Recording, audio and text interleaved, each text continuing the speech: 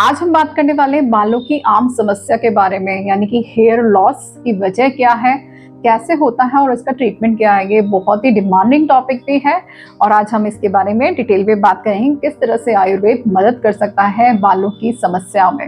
नमस्कार दोस्तों, मैं डॉक्टर मेघना शेखावत, आयुर्वेदिक डॉक्टर, आप सभी का मेरे यूट्यूब चैनल पर स्वागत करती हूँ। और अगर आप हमारे चैनल पर नए हैं तो इसे लाइक और सब्सक्राइब जरूर करें ताकि आप हमारी वीडियोस आगे भी देख सकें। आयुर्वेद के नजरिए से अगर हम देखें तो बाल हमारी प्रकृति का एक बहुत बड़ा हिस्सा है, यानी कि जैसी हमारी बॉडी की कंपोजिशन है उससे बालों का स्ट्रक्चर भी डिफाइन होता है कि हमारी प्रकृति अगर वातिक है तो उसमें किस तरह के हेयर्स होंगे, पैथिक है या कफज है तो उसमें किस तरह के हेयर्स होंगे, जिसपे हम एक बार वीडियो पहले भी बना चुके हैं जिसे आप देख सकते हैं प्रीवियस सेक्शन में जाके। तो बाल अगर वातिक प्रकृति के हैं तो वो बिल्कुल ड्राई होंगे, ब्रिटल होंगे, फ्रीजी होंगे, यानी बिल्कुल सूखे हुए से ड्राई हेयर्स देख सकते हैं आप, उसे हमेशा उड़े उड़े से बाल रहते हैं और साथ ही बहुत जल्दी टूट जाते हैं। तो अगर ऐसी आपके बालों की कंडीशन है तो वात प्रकृति डिफाइन करती है। दूसरी प्रकृति हमारी पैथिक प्रकृति के अंदर देखा जाए तो बाल शाइनी तो होते हैं, लश्चरस होते हैं, लेकिन पतले होते हैं और बहुत ही कम हेयर्स देखे जाते हैं और साथ ही इनमें बालों में पकाव बहुत जल्दी आता है, यानी कि whitening of hairs, greying of hairs इसे कहना चाहूंगी, बहुत जल्दी होता है। और हेयर फॉल पैथिक प्रकृति के बालों में सबसे ज्यादा देखा जाता है, यानी कि अगर हमारी बॉडी की प्रकृति पित्त है तो वहां पे हेयर फॉल कंडीशन सबसे ज्यादा देखी जाती है, हेयर प्रॉब्लम सबसे ज्यादा देखी जाती है। अब बात करते हैं कफज प्रकृति के लोगों के बालों का स्ट्रक्चर कैसा होता है। तो वो काफी थिक होते हैं, कर्ली हेयर्स हम अक्सर देखते हैं, घने बाल हम कह सकते हैं कफज प्रकृति के लोगों को होते हैं, साथ ही ऑयली स्कैल्प भी इनकी होती है, ऑयली हेयर्स भी इनके होते हैं। तो इस तरह के तीनों अलग अलग हेयर टाइप्स होते हैं जो हम प्रकृति के अकॉर्डिंग डिफाइन करते हैं। एज के साथ भी हम प्रकृति को रिलेट करते हैं। अगर चाइल्डहुड एज है यानी कि बच्चे हैं तो वहाँ पे हम बालों का गिरना बहुत कम देखेंगे क्योंकि वो कफज अवस्था होती है। वहीं हम यौवन अवस्था, यंग एज या मिडिल एज जिसे कहते हैं, वहाँ पे बालों का गिरना टूटना अक्सर देखा जाता है क्योंकि ये पैथिक प्रकृति वाली पैथिक अवस्था भी कही जाती है। और लेटर ऑन स्टेजेस पे यानी ओल्डर एज में वहाँ पे वायु बढ़ जाती है और वहाँ पे भी बालों का गिरना देखा जाता है। इस तरह से हम एज वाइज भी इसको डिफाइन करते हैं। सीजनल चेंजेस की वजह से भी बालों का गिरना देखा जाता है, जैसे बारिश के मौसम में अक्सर वायु बड़ी रहती है, वहाँ पे हेयर फॉल देखा जाता है। बालों का गिरना, बालों का टूटना एक नेचुरल प्रोसेस भी है जो हम रूटीन में देखते हैं, लेकिन रूटीन से ज्यादा अगर बाल गिर रहे हैं, यानी कि 50 या 100 से अधिक आपके बाल रोजाना गिर रहे हैं, कॉम्बिंग करते हुए आपको ब्रश में सिर्फ बाल दिखाई देते हैं, बालों के गुच्छे दिखाई देते हैं, या बाल धोने के बाद आपको फर्श पे बहुत सारे बाल दिखाई देते हैं, तो इसका मतलब है कि आपके बालों का झड़ना शुरू हो चुका है। या फिर हम सोकर भी उठते हैं तो धके पे ज्यादा बाल दिखाई देते हैं, वो भी एक लक्षण है कि ये आपकी हेयर फॉल की कंडीशन को दर्शाता है। बाल गिरने के बहुत सारे रीजन होते हैं, यानी हेयर लॉस के बहुत सारे कारण होते हैं। उसमें से एक बहुत बड़ा कारण होता है कि हमारा न्यूट्रिशन किस तरह का है, हमारी डाइट किस तरह की है।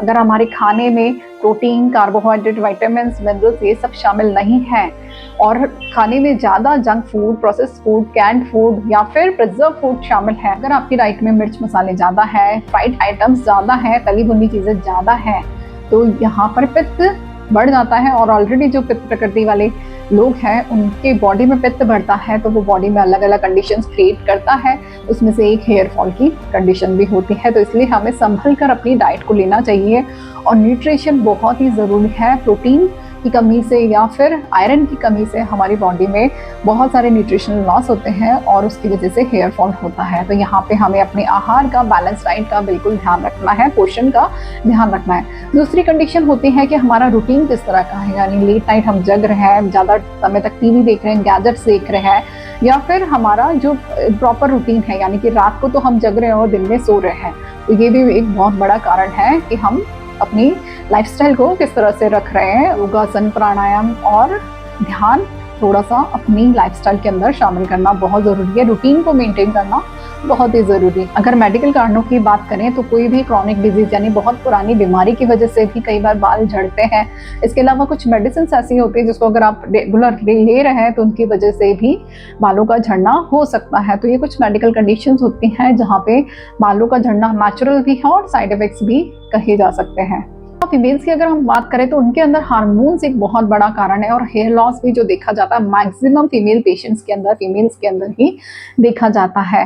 पीसीओएस की कंडीशन है या मेंस्ट्रुअल साइकिल डिस्टर्ब है या फिर पोस्ट मेनोपॉज की बात करें हम, या फिर लैक्टेशन के टाइम की बात करें हैं जब महिला फीड देती है, प्रेगनेंसी के टाइम पे, तो ये अलग अलग सिचुएशंस होती है जहाँ पे महिला को अक्सर हेयर फॉल होते हैं। वो नेचुरल भी होते हैं लेकिन अधिक बालों का गिरना हो रहा है तो आप अपने डॉक्टर को ज़रूर कंसल्ट करें और प्रॉपर इसका इलाज लें।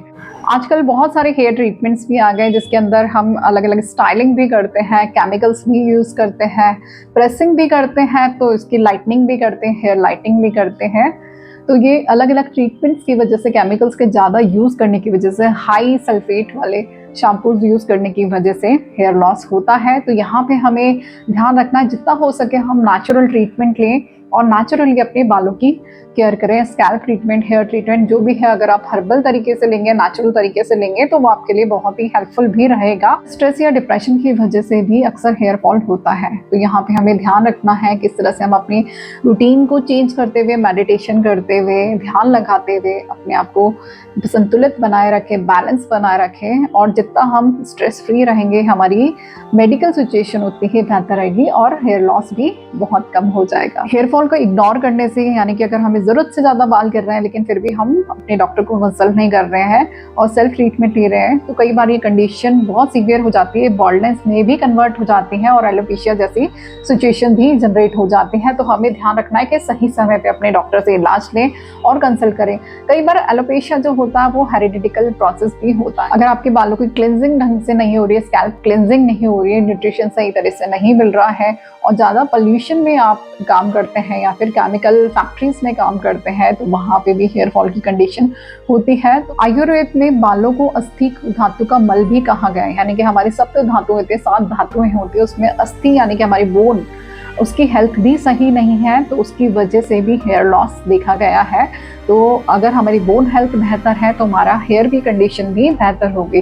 तो यहाँ पे हमें अस्थि धातु का न्यूट्रिशन भी ध्यान में रखना है, कैल्शियम लेवल है उसको भी बराबर रखना, विटामिन डी के लेवल को भी बनाए रखना। नेचुरली अगर हम बात करें तो बहुत सारी ऐसी हर्ब्स हैं जो आपको पोषण तो देंगी, साथ ही आपके बालों का भी बहुत अच्छा ख्याल रखेंगी। तो उसमें से एक मोरिंगा है जिसमें बहुत सारी न्यूट्रिशन है, कैल्शियम है, विटामिन्स है, फाइबर्स है, आयरन है, मिनरल्स हैं।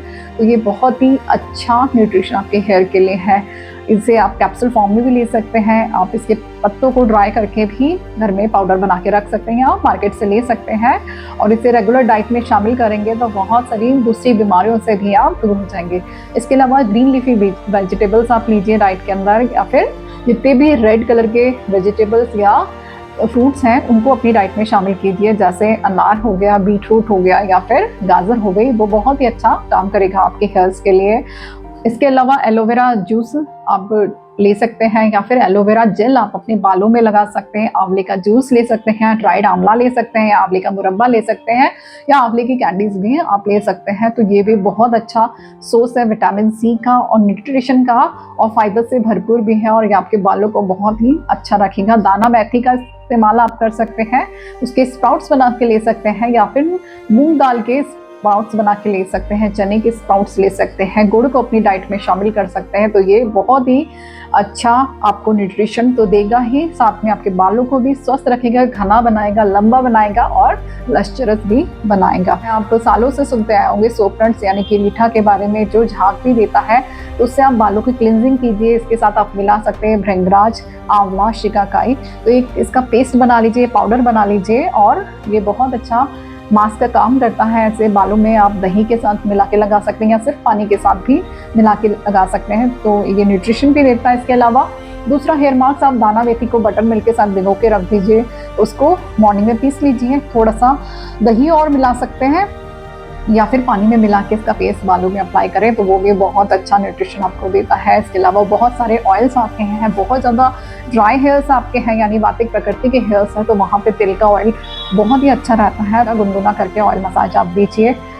करी लीव्स को आप डाइट में शामिल कर सकते हैं या फिर आप इसको किसी भी बेस ऑयल में, नारियल के तेल में या फिर सरसों के तेल में, तिल ऑयल में फ्राई करके इसका ऑयल भी अगर आप हेयर्स में लगाएंगे, इसके साथ आप ऐड ऑन कर दीजिए कलौंजी के बीज, जो ऑनियन सीड्स भी कहा जाता है, उसका भी आप ऑयल लगाएं हेयर्स में, या फिर अनियन ऑयल भी आप लगा सकते हैं, भृंगराज ऑयल भी हेयर में अप्लाई करेंगे तो ये बालों को न्यूट्रिशन देगा। बहुत सारे लोग ऐसे होते हैं जो हेयर ऑयलिंग नहीं करते हैं, लेकिन हेयर ऑयलिंग बहुत ज़रूरी है। इसे आयुर्वेद के अंदर शिरोअभ्यंग कहा गया है, जो आपके बालों को, केशों को बहुत ही सुंदर, मुलायम और चमकदार बनाए रखता है, घना बनाए रखता है। कोई भी बालों में फुंसियाँ, डैंड्रफ, ये सब चीज़ें नहीं होती हैं। तो इसलिए बालों के न्यूट्रिशन के लिए शिरोअभ्यंग बहुत ही ज़रूरी है। सही तरह का तेल इस्तेमाल कीजिए।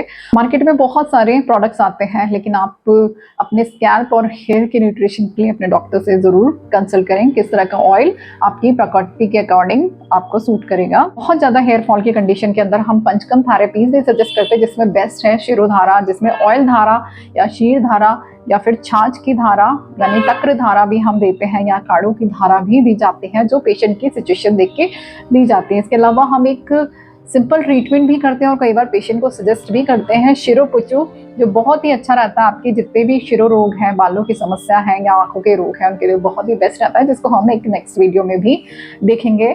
नस बहुत ही अच्छी चिकित्सा है। नासा ही शिरोधारा कहा गया है आयुर्वेद में, और नास के द्वारा हम कोई भी औषध देते हैं तो सीधे हमारे सिर में पहुंचती है। इसके अंदर हम गाय का घी भी पेशेंट को सजेस्ट करते हैं, या फिर नेचुरल ऑयल्स भी, अणु तेल, षटबिंदु तेल भी पेशेंट को सजेस्ट करते हैं, जो भी हेयर फॉल की कंडीशन में बहुत बेहतर रिजल्ट देता है। कई बार एलोपेशिया जैसी कंडीशन भी पेशेंट के अंदर होती है, वहाँ पे हम लीच थेरेपी या रक्त मोक्षण भी सजेस्ट करते हैं। तो ये पेशेंट की कंडीशन देख के डिफाइन किया जाता है, जो बहुत ही जल्दी आराम देती है। तो इस तरह से आपने देखा किस तरह से हम नेचुरली हेयर लॉस को दूर कर सकते हैं, हेयर फॉल जैसी कंडीशन को घर पर ही काफ़ी हद तक ठीक कर सकते हैं। लेकिन ज़्यादा सीवियर कंडीशन के अंदर हमें अपने डॉक्टर से भी कंसल्ट करना चाहिए। कोई भी आप कॉस्मेटिक प्रोडक्ट ले रहे हैं, आपको समझ नहीं आ रहा, तो आप अपने डॉक्टर से कंसल्ट कर सकते हैं और नेचुरल प्रोडक्ट का ही ज़्यादा से ज़्यादा इस्तेमाल करें, ताकि आपकी हेयर कंडीशंस को वो स्वस्थ अवस्था में यानी अच्छा बनाए रखे, आपके बालों को मजबूत बनाए रखे, स्ट्रॉन्ग हेयर्स हो, लस्टरस हेयर्स हो या फिर थिक हेयर्स हो, यही हम सब चाहते हैं। तो डेफिनेटली आपको सोल्यूशन ज़रूर मिलेगा। तो अंत में मैं यही कहना चाहूँगी, आयुर्वेद को अपनाएं और स्वस्थ रहें। धन्यवाद।